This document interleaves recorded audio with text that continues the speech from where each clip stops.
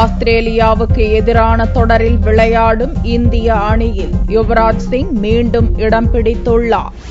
ஆஸ்திரேலிய cricket அணி இந்தியாவில் சுற்றுப்பயணம் செய்து 7 ஒருநாள் போட்டிகள் மற்றும் ஒரு T20 போட்டி ஆகியவற்றில் விளையாடுகிறது. முதல் 3 ஒருநாள் போட்டி மற்றும் T20 போட்டிக்கான 15 பேரை கொண்ட இந்திய அணியை தேர்வுக்குழு தலைவர் சந்தீப் பாட்டீல் அறிவித்துள்ளார். இங்கிலாந்தில் சாம்பியன்ஸ் டிராபியை வென்ற இந்திய அணியில் 4 மாற்றங்கள் செய்யப்பட்டுள்ளன.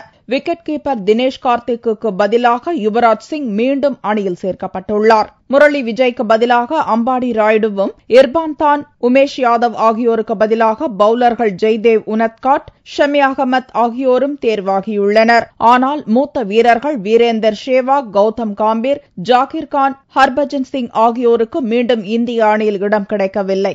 இந்த ஆண்டு துவக்கத்தில் இங்கிலாந்துக்கு எதிரான தொடரில் சரியாக ஆடாததால் இங்கிலாந்தில் நடந்த சாம்பியன்ஸ் டிராபிக்கு தேர்ந்தெடுக்கப்படாத யுவராஜ் சிங் அண்மையில் வெஸ்ட் இண்டீஸ் அணிக்கு எதிராக இந்திய ஏ அணி சார்பில் விளையாடி அதிக ரன் குவித்ததாலும் உள்ளூர் போட்டியான சேலஞ்சர்ஸ் டிராபியில் சிறப்பான முறையில் ஆடியதாலும் மீண்டும் அணியில் இடம் கிடைத்துள்ளது.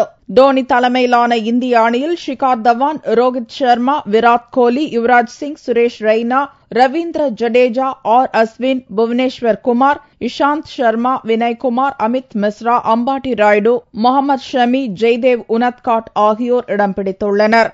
இந்திய ஆஸ்திரேலிய அணிகளிடையே 3 ஒருநாள் போட்டிகள் புனே, ஜெய்ப்பூர், மொஹாலி நகர்களில் முறையே அக்டோபர் 13, 16, 19 தேதிகளில் நடக்கிறது. முன்னதாக T20 போட்டி ராஜ்காட் நகரில் அக்டோபர் 10 நடக்கிறது.